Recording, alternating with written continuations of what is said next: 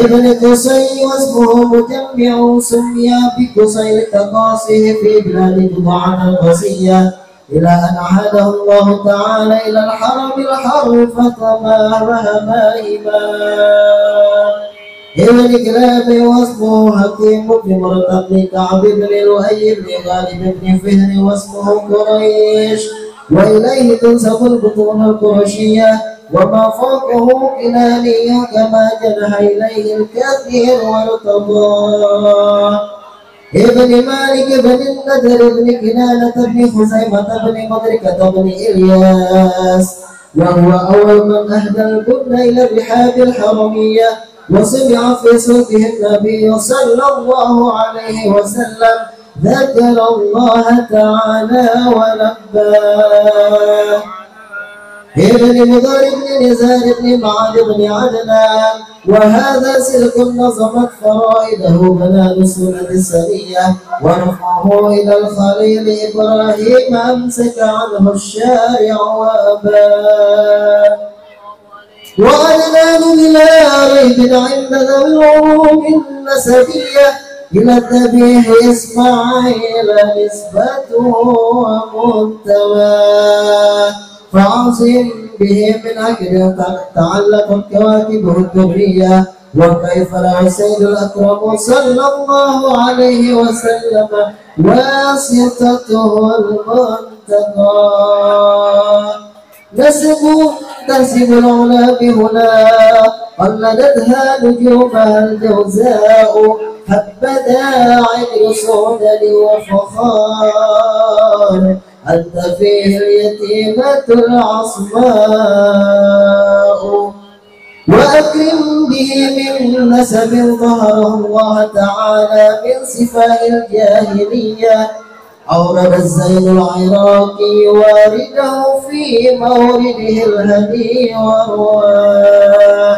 حفظ الإله كرامة لمحمد آباءه الأمجاد صونا لاسمه، تركوا السفاه فلم يصبهم عار من آدم وإلى أبيه وأمه. سرات سر نور النبوة في أسارير غرارهم البهية، وبدر بدره في جبين جده عبد المطلب وابنه عبد الله. عطر اللهم قبره الكريم بعرف ذليل من صلاة وتسليم.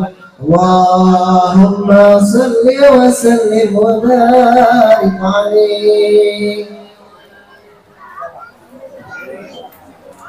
يا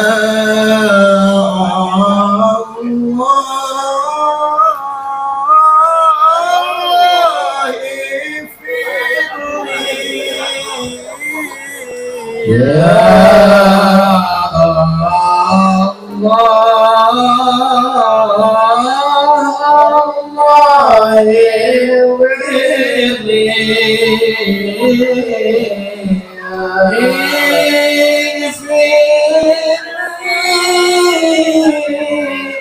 يا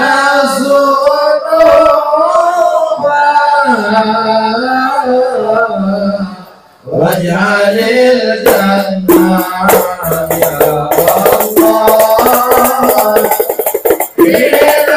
يا الله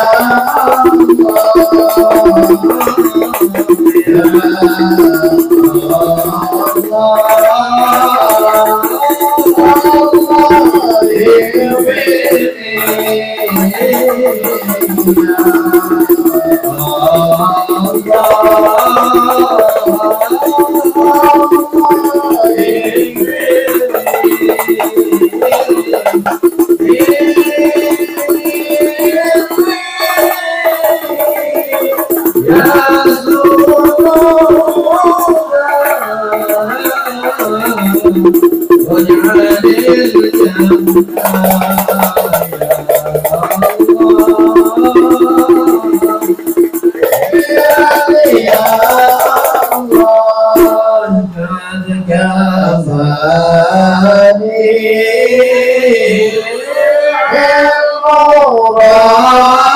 المربي